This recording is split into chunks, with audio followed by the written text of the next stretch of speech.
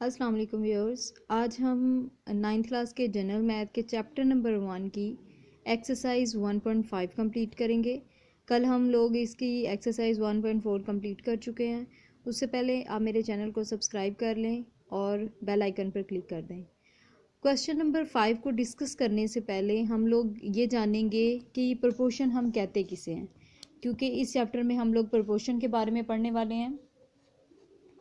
Proportion मैं आपको ये इसकी बेसिक्स पहले समझा लूँ ताकि क्वेश्चंस इजीली सॉल्व हो जाए हमारे। प्रोपोर्शन की डेफिनेशन है the equality between two ratios is called proportion. Simply मैं कहूँगी कि दो रेशो के दरमियान जो इक्वालिटी है उसे हम प्रोपोर्शन का नाम देते हैं। आपको समझाने के लिए मज़ीद मैं ये लिख रही हूँ A/B, इसके अंदर 4 डॉट्स डालें, C/D। अब मैं आपको बता दूँगी ये जो 4 डॉट है ये प्रोपोर्शन का साइन है, ठीक है। ये मतलब ये 4 डॉट प्रोपोर्शन से रिलेट करते हैं। A/B, अब हमारे पास यहाँ पे दो वैल्यू हैं, 1/B, C/D। अब मैं आपको ये बताऊँ कि हमारे पास जो लास्ट वाली रेशोज़ होती हैं उसको हम कहते हैं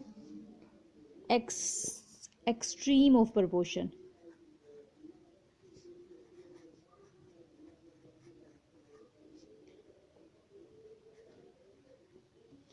और जो सेंटर वाली होती हैं इसको हम कहते हैं मीन्स ऑफ प्रोपोर्शन।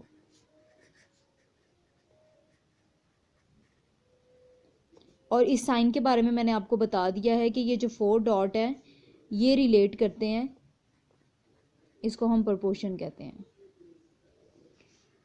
इसको सिंपली हम इस तरह भी कह सकते हैं, अगर हम ए को डी से लिखेंगे, AD proportion, proportion means equal या इक्वालिटी, BC, AD BC, या हम ये भी कह सकते हैं एक्सट्रीम ऑफ प्रोपोर्शन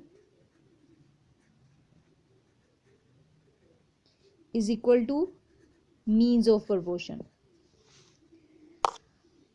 ये मैंने आपको प्रोपोर्शन के बारे में समझाया है कि रेशो का फर्स्ट वैल्यू लास्ट वाली से जाके अटैच होगी तो एक्सट्रीम ऑफ प्रोपोर्शन, सेंटर वाली 2 मिलेंगी तो मीन्स ऑफ प्रोपोर्शन। हम कह सकते हैं कि extreme of proportion is equal two means of proportion. अब इसके बाद हम आते हैं टाइप्स ऑफ प्रोपोर्शन। फर्स्ट है डायरेक्ट प्रोपोर्शन। अब मैं आपको बता दूं कि डायरेक्ट प्रोपोर्शन कहते किसे हैं। अगर एक चीज़ के कम होने से दूसरी चीज़ भी कम हो रही है, या एक चीज़ के ज़्यादा होने से दूसरी चीज़ भी ज़्यादा हो रही है, तो उसको हम डायरेक्ट प्रोपोर्शन का नाम देंगे। सेकंड हमारे पास आती है इनडायरेक्ट,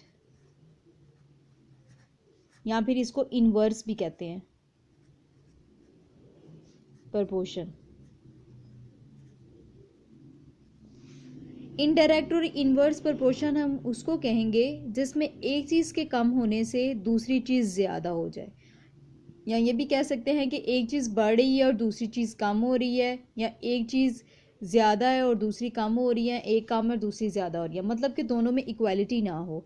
डायरेक्ट में मैंने बोला है कि जिसमें एक चीज़ के कम होने से दूसरी भी कम हो जाए, एक चीज़ के बढ़ने से दूसरी भी बढ़ जाए। लेकिन इनडायरेक्ट में ऐसा नहीं है, एक तरफ एक चीज़ बढ़ रही है तो दूसरी कम हो रही है। और थर्ड है कंपाउंड प्रोपोर्शन।